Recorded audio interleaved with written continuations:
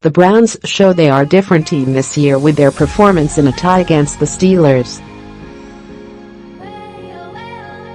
Can Blaze USA Today Sports, by Mark Maske September 9 at 6:26 p.m. The most captivating and entertaining game of the first Sunday of the 2018 NFL season ended in a 21-21 tie in rainy Cleveland, as both the Browns and Pittsburgh Steelers missed would-be game-winning field goals late in the 10-minute overtime session. What to make of it all? The Browns aren't 0-1. They won't go 0-16 this season. That's something, right? They're not the same old Browns. At least not quite. The notion that these weren't the downtrodden-as-usual Browns was relatively easy to conceptualize during the offseason. John Dorsey, the new general manager, remade the roster with the help of the draft pick assets left for him by the previous regime. He brought in quarterback Tyrod Taylor, added wide receiver Jarvis Landry and welcomed back talented but troubled wideout Josh Gordon. The biggest moments from Week 1 of the 2018 NFL season, but actually seeing it on the field, was a different matter entirely. The new-look Browns were on display Sunday.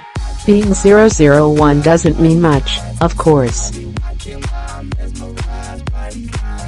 But it does mean something to an erstwhile laughingstock of a franchise that had a record of 131 over the previous 2 seasons and was winless last season. The Browns are for real, at least in the sense that they are competitive. They aren't an on-field punchline. They can play. The preseason prognostications that they might be in the playoff race in the AFC might be a bit ambitious. But at least they won't be historically dreadful again, if the opener was any indication. They are on their way to respectability. Taylor, the former Buffalo starter who certainly could have helped the Bills on Sunday, the Ravens blew out Buffalo 47-3, ran for a touchdown, and threw for another. Landry had 106 receiving yards. Gordon had a touchdown catch late in regulation as the Browns erased a 21-7 deficit in the fourth quarter. The defense forced 6 turnovers by the Steelers, including 3 interceptions of quarterback Ben Roethlisberger. 2 of those interceptions were by cornerback Denzel Ward, taken 4th overall, somewhat controversially, by Dorsey in the NFL draft. Myles Garrett, the number 1 overall pick in 2017, recorded 2 sacks and 2 forced fumbles in helping to spark the Browns' comeback. It wasn't all good, of course. The Browns yielded 135 rushing yards by Pittsburgh tailback James Conner, who was filling in for the still-absent Le'Veon Bell, who is sitting out as part of a contract dispute. Taylor threw an interception in the final seconds of regulation. Then, with 9 seconds left in overtime, Cleveland kicker Zane Gonzalez had a 43-yard field goal attempt blocked. To a small degree, the Browns are still the Browns, although there are now tangible reasons to believe that there are better times and victories ahead. Gonzalez's miss came after the Browns recovered a fumble by Roethlisberger as part of his 5-turnover performance. Even with all of that, and even with Bell nowhere to be seen, the Steelers should have escaped with a triumph.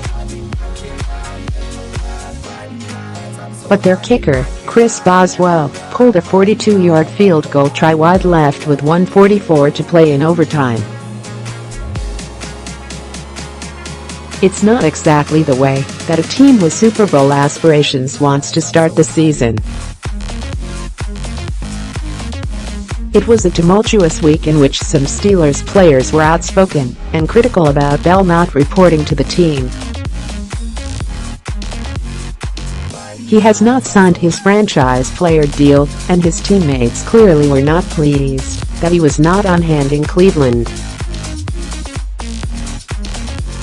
It is an unwritten rule of NFL locker rooms that players are not publicly critical of a teammate's handling of a contract issue.